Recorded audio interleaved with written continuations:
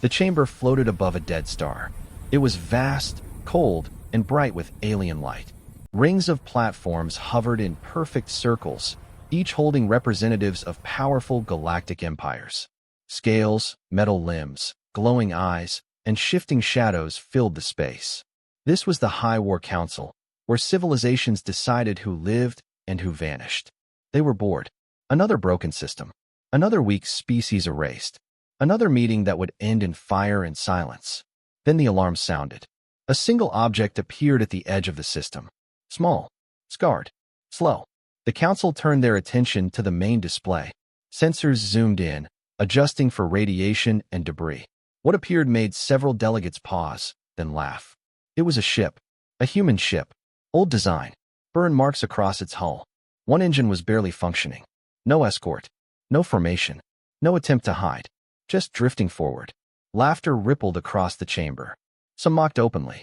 Others shook their heads in disbelief. Humans, one commander hissed. Do they still exist? They lost their homes centuries ago, another replied. Earth was glassed. Their colonies burned. They were declared extinct. The ship continued forward, passing wreckage from fleets far stronger than it. Its trajectory was calm, almost careless. Scanners reported the obvious. Weak shields. Outdated armor. No visible heavy weapons. Power levels are low. A council member leaned forward, amused. A lone Earth vessel enters a war council uninvited. Either it is lost, or it is insane. More laughter. The chair of the council raised a clawed limb. Silence returned. Identify the vessel. The answer came quickly. Origin, Sol system. Species, human. Designation, unknown. A pause followed. Then the chair spoke again, cold and certain. Open a channel. Let us hear what a ghost has to say. The channel opened. For several seconds, there was nothing. Only static and the faint sound of something steady. Breathing. Then a human voice filled the chamber. Calm. Low. Not afraid. This is an Earth vessel, the voice said. We request passage. The council erupted again, louder this time. Passage. Through a war zone? With that ship. The chair silenced them once more. You are far from home, it said. If your species still has one. The human voice did not change. Home is not a place, it replied. It is survival. Some delegates shifted uncomfortably. The words were simple, but there was no desperation in them. No begging. No fear. The chair studied the vessel's data again. You bring no fleet, it said. No threat. No value. Why should we not destroy you now? There was a pause on the channel. Then the human answered. Because you already tried. The chamber fell quiet. Records were pulled instantly. Ancient battles. Old extermination orders. Archived footage of Earth burning. Human fleets breaking under overwhelming force. Humanity had been crushed. Everyone knew this. The chair narrowed its eyes. Explain. The human voice spoke again, slower now. You erased our cities. You burned our skies. You counted our dead and moved on. The ship drifted closer. Still no weapons fire. Still no shields raised. We learned something you did not, the voice continued. You believed war was about power. A faint hum began to echo through the chamber, not from the alien station, but from the human ship. Low. Deep. Wrong. The council's sensors flickered. We learned, the human said, that war is about time. Enough, the chair snapped. Disable the vessel. I want to study it. Orders flashed. Targeting systems locked on. Dozens of alien ships adjusted position. Energy weapons charged. The human ship did nothing. No evasive movement. No countermeasures. No final message. The first volley fired. Beams of light crossed the void, then slowed. Not deflected. Not blocked. They slowed.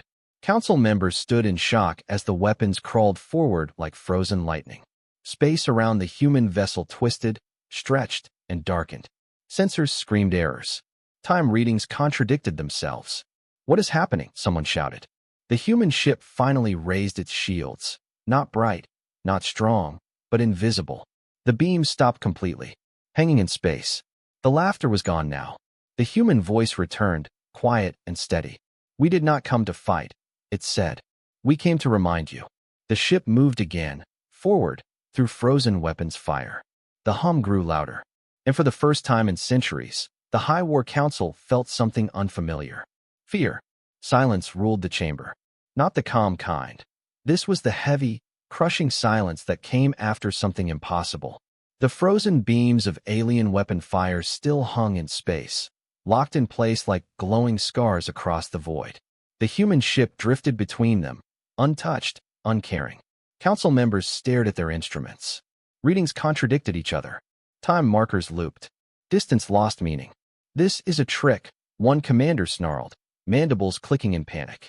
"Some form of illusion." "No," another replied quietly. "Illusions do not rewrite physics." The chair rose slowly, towering above the other delegates. Its voice carried no mockery now. "All vessels," it commanded, "cease fire. Fall back." Reluctantly, the surrounding fleets obeyed. Ships pulled away, engines trembling as if space itself resisted them. The frozen weapons fire dissolved into nothing, fading like mist under sunlight. The human ship remained. Close now. Too close. Scanners ran again, deeper this time. They searched for hidden fleets, cloaked weapons, anything that could explain what they had just seen. They found nothing. The ship truly was alone. "That vessel is impossible," a historian whispered. "It matches early human construction. Primitive alloys. Crude structure." "Then how?" someone began. A sudden transmission cut through the chamber. Not words. Images. The main display shifted. Stars dimmed as a new feed filled the space. It showed a blue world under white clouds. Earth. Gasps rippled through the council. The image changed. Cities appeared, vast, alive, glowing with human movement. Towers. Oceans. Night lights. Then fire. Orbital strikes burned continents. The atmosphere ignited. Oceans boiled. Billions of life signs vanished in moments. Several delegates turned away. The images did not stop. Human colonies followed. One by one. Different stars. Same result. Destruction. Silence. A voice began to speak over the images. Not the same calm voice from before, but something deeper, layered. "This is not a threat," the voice said. "This is a memory." The council realized then, this was not a live transmission. It was a record. "You declared us extinct," the voice continued. "You marked us as failed.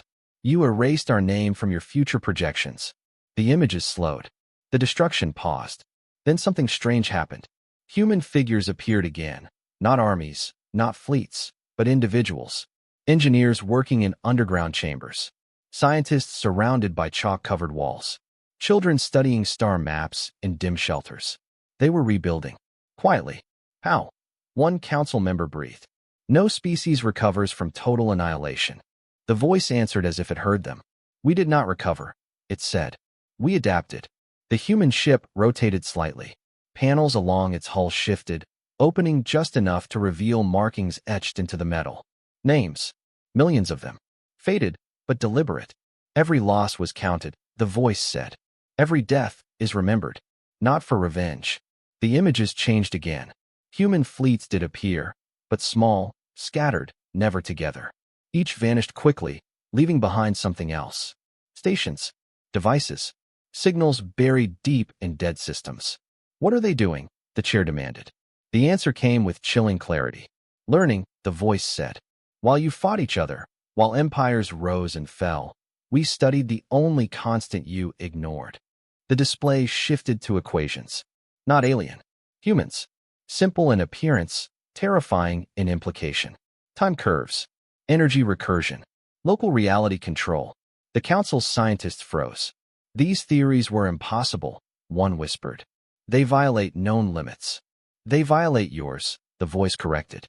"Not ours." The human ship began transmitting live data now. Star systems far beyond the council chamber flickered on the map, systems long believed dead or unstable. They pulsed. "Humans did not build fleets," the voice said. "Fleets can be destroyed." The chamber trembled faintly as space itself seemed to tighten. "We built patience." A delegate stood suddenly, rage breaking through fear. "You hide for centuries and return with tricks? You think this grants you power?" The human voice did not rise. "No," it said. "It grants us responsibility." The chair leaned forward, eyes burning. Responsibility for what? There was a pause. A real one this time. "To end this," the voice replied. The star maps changed again. Red markers spread, not invasions, not explosions, but deactivations. Entire war zones went dark. Fleets lost signal. Weapon systems shut down without damage. How are they doing this? Someone shouted. The answer came from the Council's own systems. Warning, external control detected. Warning, weapon synchronization failure. Warning, time variance anomaly. Panic erupted. The human ship moved again, now directly facing the Council chamber. Its engines hummed steadily, still weak, still small. You think we are weak because we arrived alone, the voice said. That was your first mistake. The ship transmitted one final data stream. A countdown. Not seconds. Not minutes. Heartbeats. The Council's strongest fleets tried to jump to hyperspace. They failed. The chamber shook harder now. Lights flickered. Gravity shifted slightly off-center. What do you want? The chair demanded, no longer hiding its fear. The human voice answered, softer than before. To be remembered, it said, and to make sure no one else is forgotten the way we were. The countdown continued. The final image appeared on the display. A simple human symbol, burned into the void. A reminder. The Council finally understood the truth. Humanity was not attacking. Humanity was activating something that had been waiting for a very long time. And whatever it was, it had already begun. The countdown did not tick. It pulsed. Each beat sent a pressure through the Council chamber, subtle but unmistakable, like a giant heart somewhere beneath reality itself. Lights dimmed, then stabilized. Gravity wavered just enough for everyone to feel it in their bones. The human ship did nothing else. That was the most terrifying part. No weapons discharge detected. A tactical officer reported, voice shaking. No energy spike. No spatial rupture. Then what is causing this? The chair demanded. No one answered. Across the vast star map, distant systems flickered again. Not red. Not hostile. They simply changed. Long-dead stars brightened by a fraction. Ancient debris fields aligned into slow, deliberate motion. Patterns. One of the Council scientists leaned closer to their console, eyes wide. These are not random anomalies, they whispered. They're synchronized. With what? Another asked. The scientist swallowed. With the human ship. The chamber erupted in overlapping voices. Orders were shouted. Fleets were commanded to reposition. Emergency protocols activated across the Council station. Still, nothing fired. Still, nothing attacked. The human ship drifted closer, passing the outer defensive ring as if it were not there. Automated turrets tried to track it, then failed. Their targeting systems simply refused. Manual override, someone yelled. Even manual controls are locked. The chair slammed a claw into its platform. This is unacceptable, it growled. We will not be humiliated by a relic. Chair, a strategist said carefully. We may already be past humiliation. The human voice returned, not louder, not stronger, just clearer. You are searching for the weapon, it said. That is your second mistake. The countdown pulsed again. A delegate from a machine species spoke, its tone stripped of emotion. Clarification requested, it said. If this vessel is not armed, how does it exert system-wide influence? The human paused, as if considering how much truth to share. This vessel, the voice said at last, is a door. The star map changed. Lines appeared, thin, faint connections between systems once thought unrelated. Old human exploration routes. Failed colonies. Forgotten outposts. Those locations were insignificant, the chair snapped. Minor incursions. No strategic value. Correct, the human replied. To you. One of the lines pulsed. A distant system blinked out. Not destroyed. Disconnected. Sensors struggled to lock onto it again. They failed. What just happened? Someone shouted. The Council's long-range array recalibrated desperately. Error. Target system not found. Panic rippled through the chamber.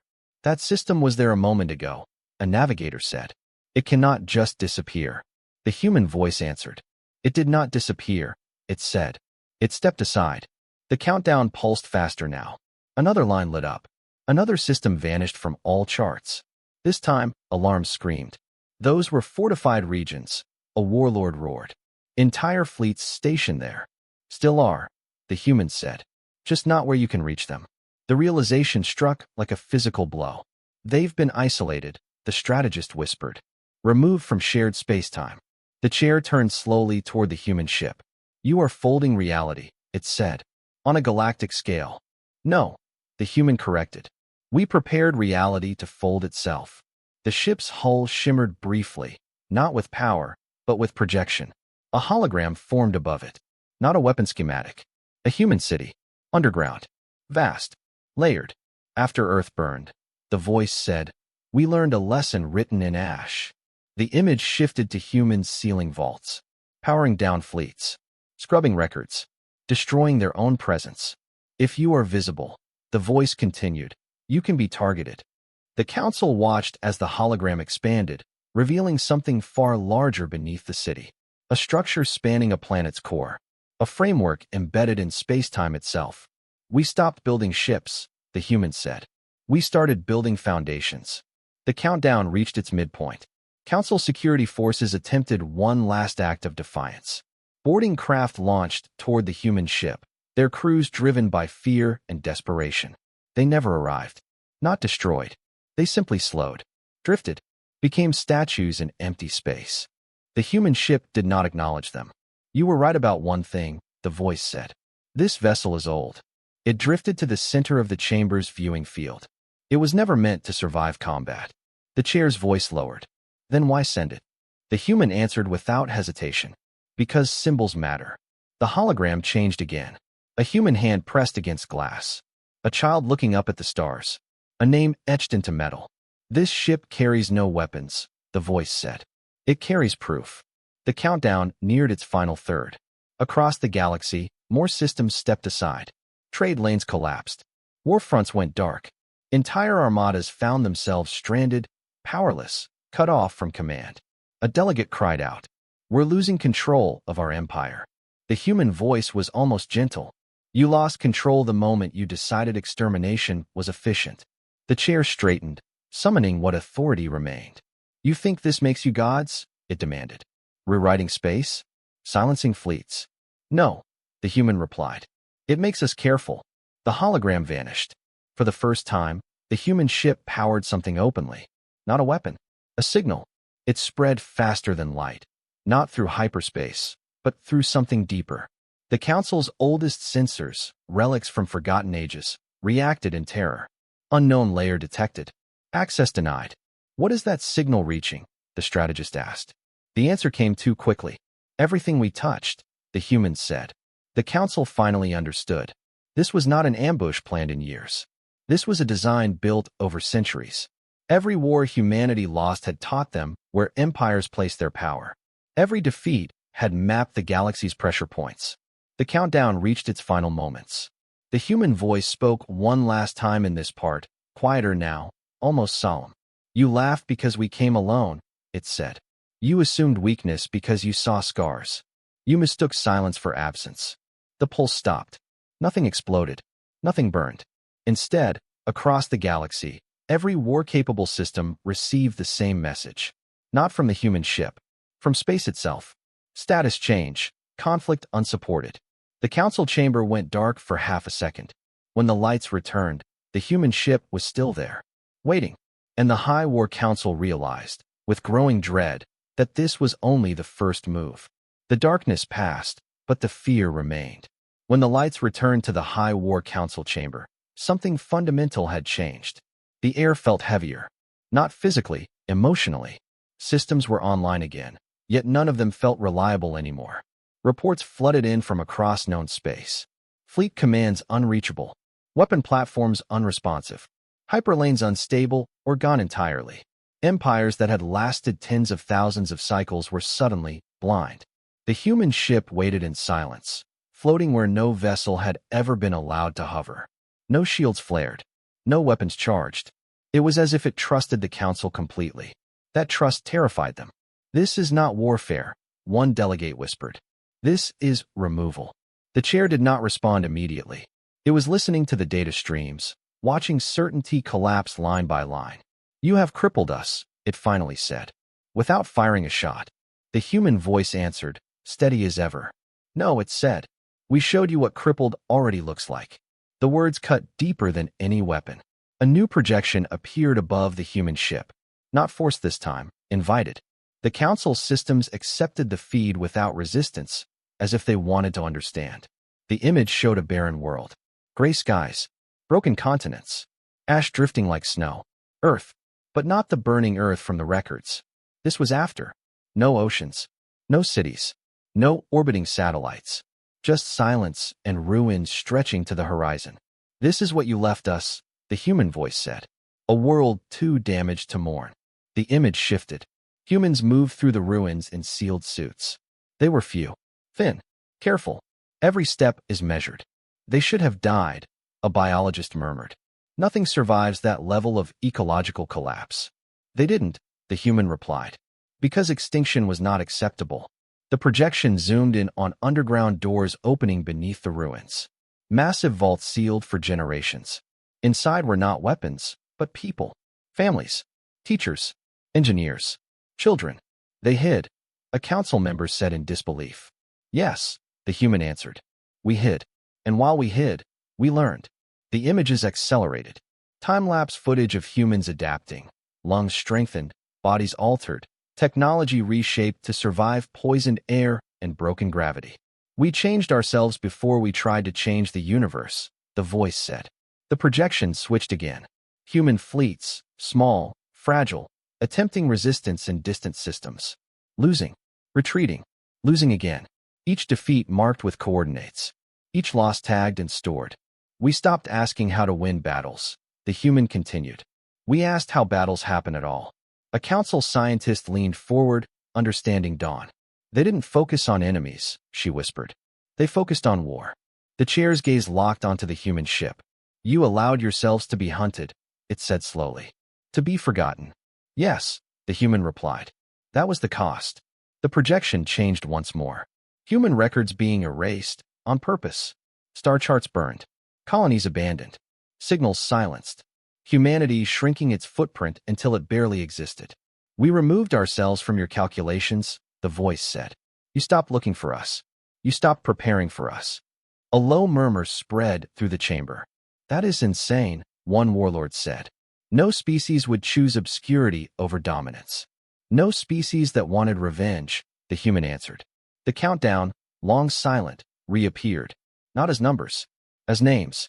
Millions of human names scrolled slowly through the air. Too many to read. Too many to process. These are the dead, the voice said. Not just ours. The names changed. Alien names appeared now. Species the council barely remembered. Minor powers erased in forgotten wars. You forgot them, the human said. We did not.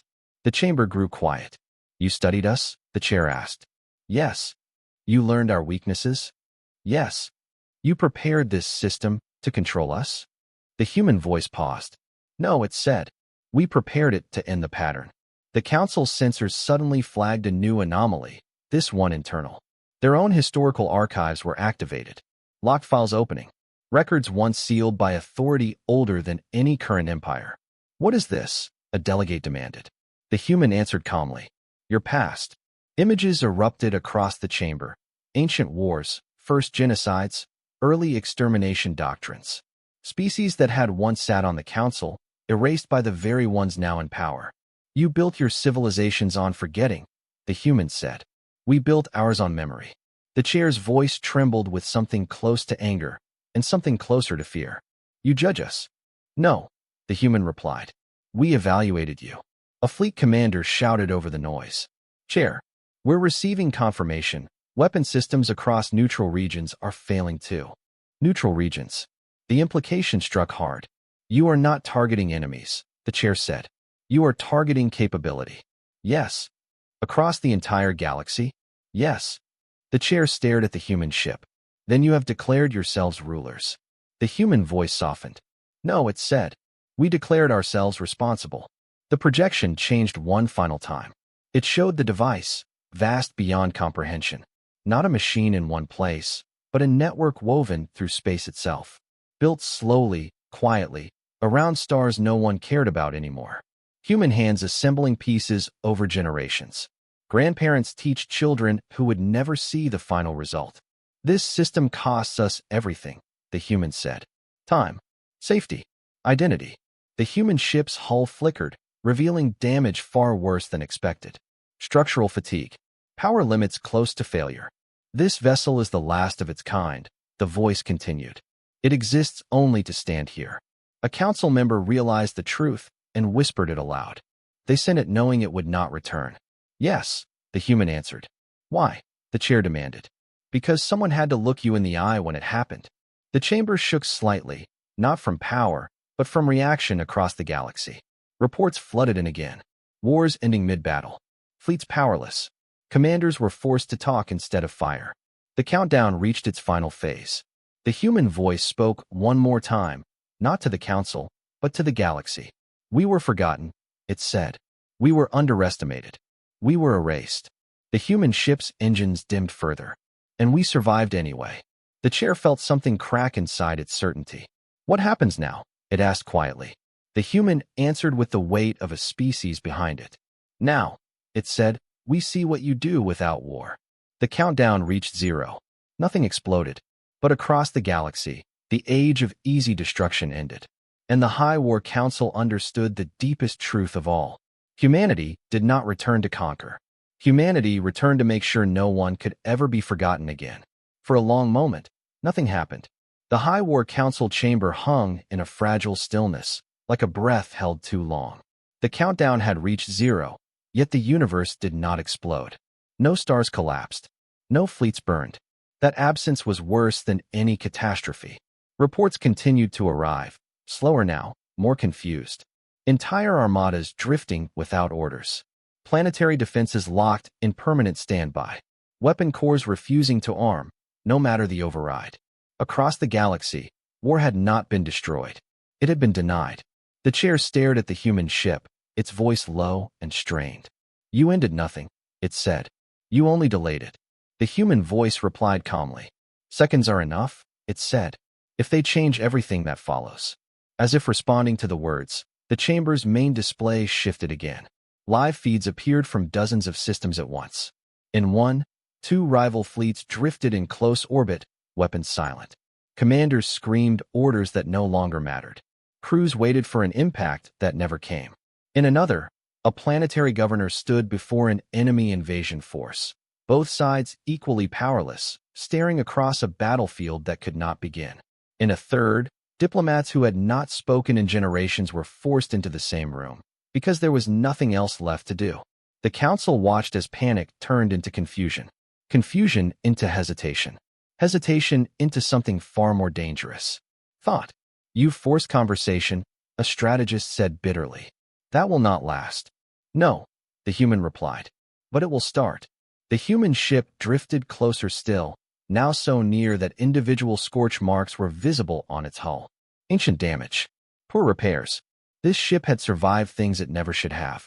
You think we haven't prepared for failure? The chair demanded. You think war ends because tools break? The human voice paused. Then it said, no. War ends when it becomes too expensive to remember fondly. A new alert sounded. Not a weapon warning. A structural one. The council station itself shuddered. Not violently, but unevenly. Artificial gravity shifted by a fraction. Power rerouted automatically. What is happening now? Someone cried. The human answered before anyone could analyze it. Now comes the consequence. The star map expanded again. This time, it did not show fleets or systems.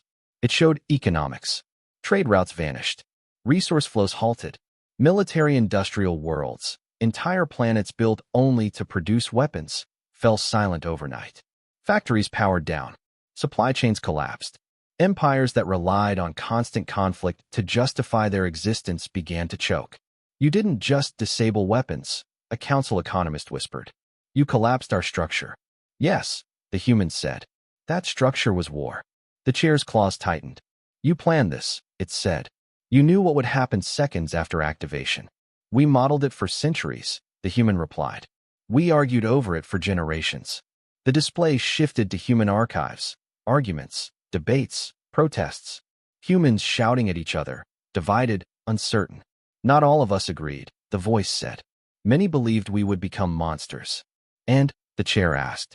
And they were right, the human said. If we enjoyed this. The image changed again. Human faces, older now. Tired. Determined. We did not build this to rule, the voice continued. We built it because extinction teaches a lesson power never does. The council's communication arrays lit up again. Emergency transmissions flooded in, not from fleets, but from governments. Civil unrest, resource riots, systems begging for mediation. The council was no longer the center of the galaxy. It was just another voice, one that could no longer threaten silence. "You have made us weak," the chair said. "No," the human replied. "You were always weak. You just had loud tools." The human ship's internal readings spiked briefly, then stabilized. Its power reserves were dropping. A sharp-eyed technician noticed. "Their vessel is degrading," they said. "Structural failure risk increases." The chair looked at the ship again, truly seeing it for the first time. "You are paying a price," it said. "Yes," the human answered. "Every second." The chamber trembled again. This time, it was not subtle. Across the galaxy, stars reacted, not collapsing, but adjusting. Gravity wells shifted.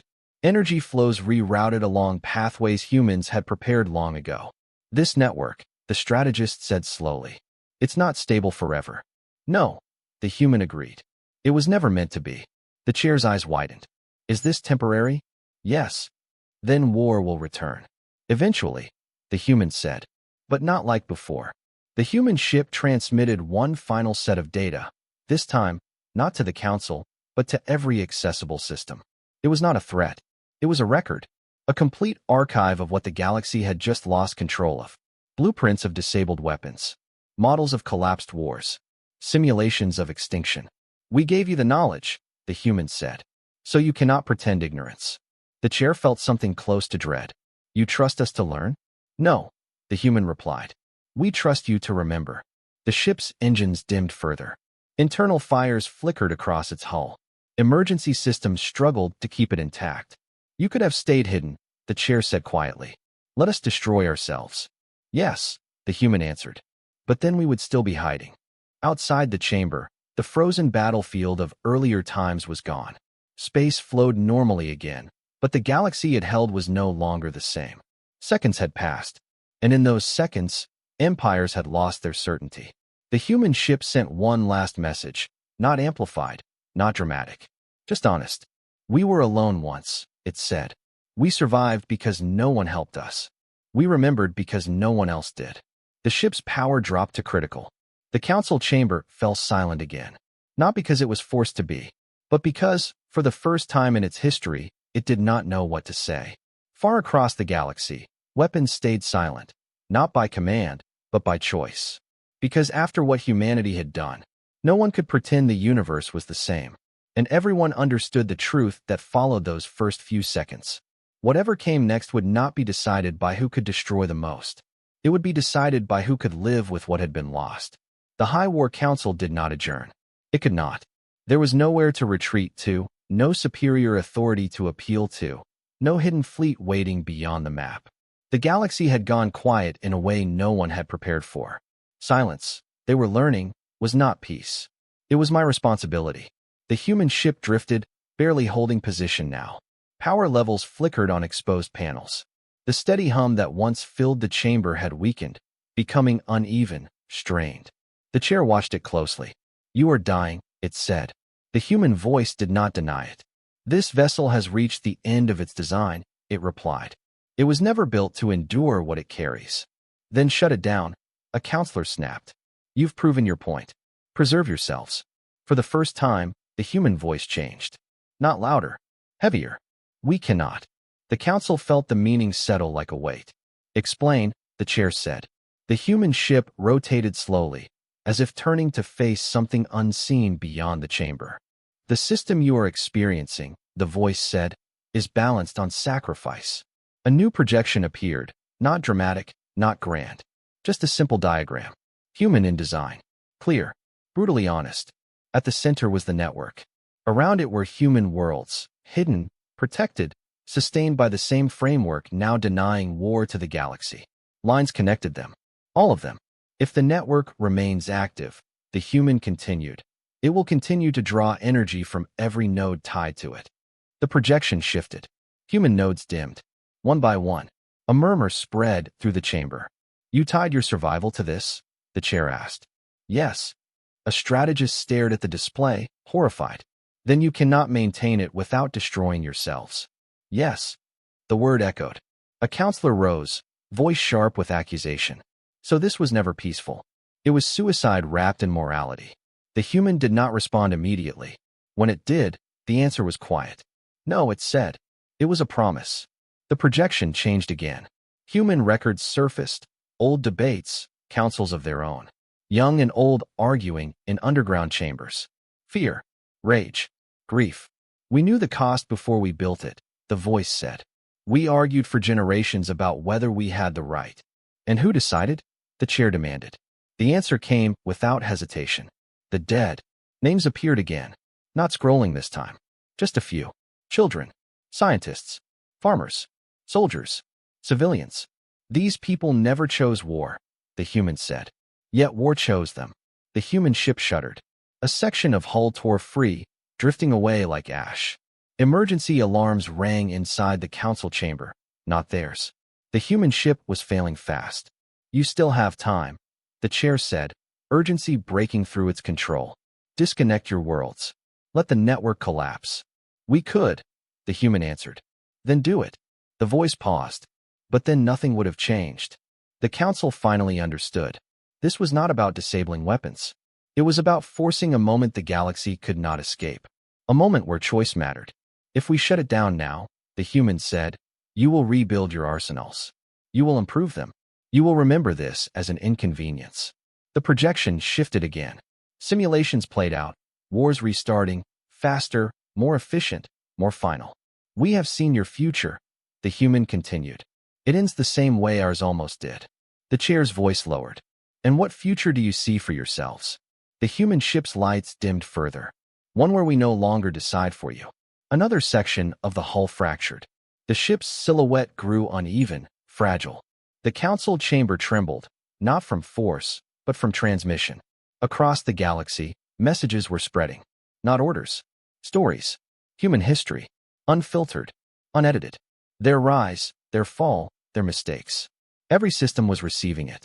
You are infecting us with memory, a counselor whispered. Yes, the human replied. Because memory is the only weapon that doesn't escalate. The chair stood. If you continue, it said, you will lose everything you built. Yes. You will no longer be able to enforce this peace. Yes. Others will rise. New wars will come. Yes. The human voice softened further, almost human in its exhaustion. But they will rise knowing what it costs. The council chamber fell into a long, terrible quiet. Then, unexpectedly, a new voice joined the channel. Not human. An alien governor from a neutral system, speaking without permission. We have received the archive, the voice said. And we are ashamed. More voices followed. One by one. Species that had never sat on the council. Minor powers. Former enemies. Worlds that had survived only by avoiding attention. We did not know, one said. We knew, but we ignored it, another admitted. The council could not silence them. The human ship was no longer the only speaker. The network pulsed again, stronger this time, but uneven. The projection was updated. Critical threshold approaching. The chair spoke, its voice no longer commanding, only honest. You will die. Yes, the human said. And after that, the human ship's final message began transmitting. This one locked, irreversible. After that, the voice said, you decide what humanity means. The ship's core flared briefly, white, not violent. Systems across the galaxy felt it. Then the network began to unravel. Not violently, gracefully. Human nodes dimmed, not destroyed, but disconnected. One by one, human worlds vanished from the map, not erased, but hidden beyond reach. The chair watched in stunned silence. You are leaving, it said. Yes. Why? Because guardians become tyrants if they stay too long. The human ship's power dropped to almost nothing. The voice was barely audible now. We did not come to rule, it said. We did not come to be worshipped. We came to make one thing impossible. The final projection appeared. A simple statement, translated across every known language. Extinction is not a strategy. The human ship went dark. It did not explode. It did not drift away. It simply stopped. The network collapsed moments later, not in failure, but in completion. Weapons across the galaxy remained disabled. Not by force, by design choice. Because now, every civilization knew exactly what reactivating them meant. The High War Council sat in the aftermath, stripped of authority it had never truly earned. And for the first time in galactic history, peace was not enforced by fear, but by memory. The galaxy did not celebrate. There were no victory signals, no songs, no monuments raised in the hours after the human ship went dark. There was only silence, wide, uneven, and unfamiliar. It spread from system to system, not as an order, but as a shared pause. Fleets remained where they were. Some drifted with engines off, others held position out of habit, commanders staring at consoles that no longer offered solutions. Weapon crews waited for commands that never came. Across thousands of worlds, leaders faced a truth they had avoided for generations. They could no longer solve problems by destroying them. The High War Council chamber remained intact, but it felt smaller now. The human ship hung motionless at its center, a dark shape against the stars. No power readings, no signals, no threat, just presence. "They're gone," a counselor said quietly. "Yes," the chair replied, "but not absent." Reports arrived steadily, not in panicked floods like before, but in careful, deliberate messages. Systems reopening trade talks. Former enemies requesting mediators. Border worlds asking questions instead of issuing threats. The galaxy was moving again, but slowly, like a wounded creature testing its limbs. A council archivist spoke, voice trembling. "The human archive, it's still spreading. We can't stop it." "No," the chair said. "And we shouldn't." On distant worlds, the archive played out in public spaces. Humans digging through ruins with bare hands. Children learning under broken skies. Generations planning something they would never see finished. Alien viewers watched in silence. Many had never seen an enemy mourn its own death without turning that grief into rage. This was new. On a border world once defined by constant invasion, two rival species met for the first time without weapons between them. The meeting was awkward, tense, but it happened because neither side could afford to be the first to try rebuilding weapons. Fear had not vanished. It had changed direction. Elsewhere, on a massive industrial planet built solely to produce warships, factories shut down one by one. Workers gathered in confusion as assembly lines went cold. "What do we do now?" someone asked. No one had an answer. Entire economies had been built on the promise of conflict. Now that promise is gone, and with it, the justification for endless expansion and conquest. Some leaders tried to resist. In hidden systems, desperate governments attempted to reactivate old weapons using pre-network technology. The results were inconsistent. Weapons failed catastrophically. Test crews vanished in localized distortions. One entire moon was lost, not destroyed, but displaced, its orbit rendered meaningless. The lesson spread quickly. Humanity's system might be gone, but the universe remembered what it had felt like when it was active, and no one wanted to touch that edge again. The High War Council reconvened days later, not out of authority, but necessity. The chair addressed the chamber, its voice no longer commanding. "We were chosen because we were feared," it said. "That era is over." A warlord scoffed. "Fear kept order." "No," the chair replied. "Fear delayed consequences. Humanity delivered them." The chamber did not argue. Across the galaxy, smaller councils formed. Cultural exchanges began. Shared disaster response fleets replaced armadas.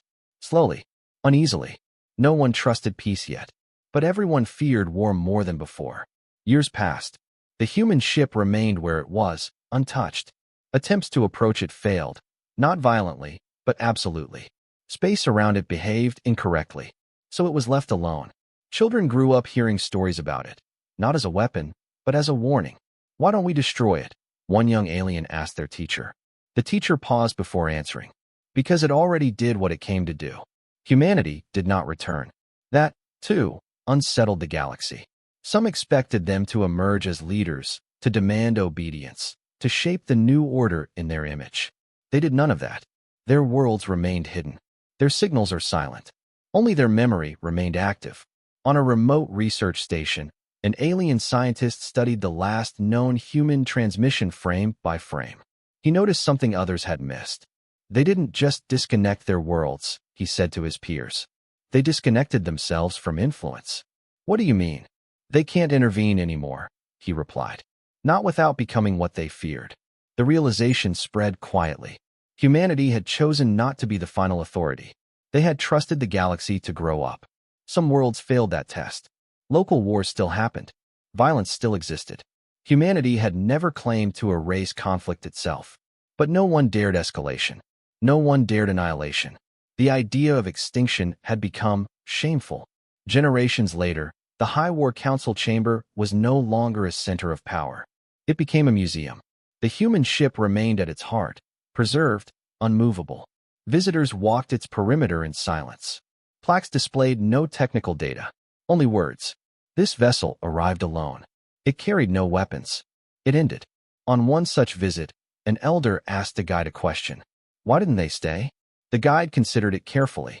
Because if peace depends on one species, they said, it isn't peace. It's controlled. The elder nodded slowly. Beyond the museum, the galaxy continued, imperfect, noisy, alive. And far beyond reach, in hidden places no map could find, humanity endured. Watching, waiting, not to return, but to see if the lesson held. The silence they left behind was no longer empty. It was filled with choice. And for the first time since the stars learned how to burn each other. That was enough. Long after the silence settled into something like normal, the galaxy began to tell the story wrong.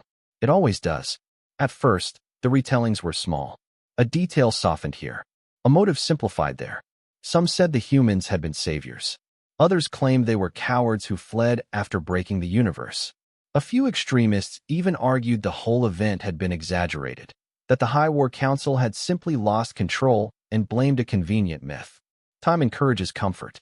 Comfort encourages forgetting. And forgetting was the one thing humanity had tried to prevent. The truth remained, quiet and unmoving, at the center of the old council chamber. The lone Earth vessel still hung there. No power, no signals, no defenses. Yet no one touched it. Because every species that approached felt it. Not fear, not danger, but a pressure that had nothing to do with physics. It was the weight of a decision that could not be undone. Centuries passed. The galaxy changed shape. Borders softened. Some empires faded naturally, unable to survive without conquest. Others transformed, trading dominance for relevance. New civilizations rose, curious, cautious, raised on stories of the silence rather than glory. Children learned a different history than their ancestors. They were taught that once, the galaxy laughed at a single damaged ship, and seconds later, everything ended. Not with fire, but with restraint. On the anniversary of the silence, a date no one could agree how to measure, a delegation of young leaders gathered at the old chamber. They represented dozens of species, many of which had once been enemies. They stood in a circle around the vessel, smaller now than legend suggested. It doesn't look like much, one of them said softly. No, another replied. That was the point. A historian among them activated the last preserved recording from the chamber, not the dramatic ones, not the countdowns or system alerts. A quieter clip, the moment before the first weapons fired. The laughter. It echoed through the chamber, alien voices mocking, dismissive, certain of superiority. The recording cut off just before the human ship froze time itself. No one spoke. At last, one of the leaders asked the question that always surfaced in these gatherings. If humanity knew this would happen, they said, if they knew the cost, why send only one ship? The historian answered, as generations before them had. Because if they came with a fleet, they said, we would have remembered fear. The group looked at the dark hull again, and they wanted us to remember responsibility. Far beyond the chamber, far beyond any chart, humanity watched. Not through sensors, through consequence. Their worlds remained hidden, wrapped in layers of isolation they had built long before the silence. They did not receive galactic broadcasts. They did not influence policy. They did not intervene when conflicts flared and died back down. That restraint hurt. There were moments when human leaders wanted to act, when atrocities happened on a small scale, when violence still stole lives. But they remembered the promise. Guardians who stay too long become tyrants. So they endured the hardest role of all. Witness. Within human space, the story was taught differently. Children did not learn about victory. They learned about the debate. About how close humanity came to choosing dominance instead of disappearance. About how tempting it had been to stay, to rule, to ensure compliance. They learned that the hardest power to release is the one you believe is justified. The old Earth vessel was shown in lessons, not as a relic, but as a warning. This, teachers said, is what it costs to say never again and mean it. In one hidden world, a human child asked a question that had no simple answer. What if the galaxy forgets anyway? The teacher did not lie. Some of them will, they said. What happens then? The teacher looked up at a simulated image of the old council chamber, frozen in time. Then the lesson won't be enough, they said. And we'll have to live with that. The child frowned. Will we go back? No, the teacher replied gently. Because if we do, we undo everything. The galaxy never saw humanity again, but it felt them constantly, in restraint, in hesitation, in the way leaders paused before escalating a conflict beyond repair. Because even without the network, the memory of what humanity could do never faded. Not because they threatened it, because they refused to use it. Generations after the silence, a minor war broke out between two distant powers. It threatened to spiral, resources strained, populations radicalized, rhetoric sharpening toward annihilation. For the first time in centuries, someone proposed extinction-level tactics. The room fell quiet. No alarms sounded. No systems failed. Nothing stopped them, except the pause. Someone, no one remembered who, asked a simple question. Do we really want to be the ones who make them come back? The proposal died at that moment, not because humanity would return, but because the galaxy understood what it would mean if they ever had to. The final plaque was added to the museum long after the last living witness of the silence had passed. It was short. No dates, no names, no technical explanation, just a sentence carved into the floor beneath the vessel. They were underestimated. They were forgotten. They chose restraint anyway. Visitors often stood there longer than anywhere else. Some left in silence. Some things have changed. Some left uncomfortable. That discomfort was intentional, because comfort was what led to laughter. And laughter, once, had nearly ended everything. Far away, under alien skies and human stars alike, life continued. Messy, imperfect, fragile.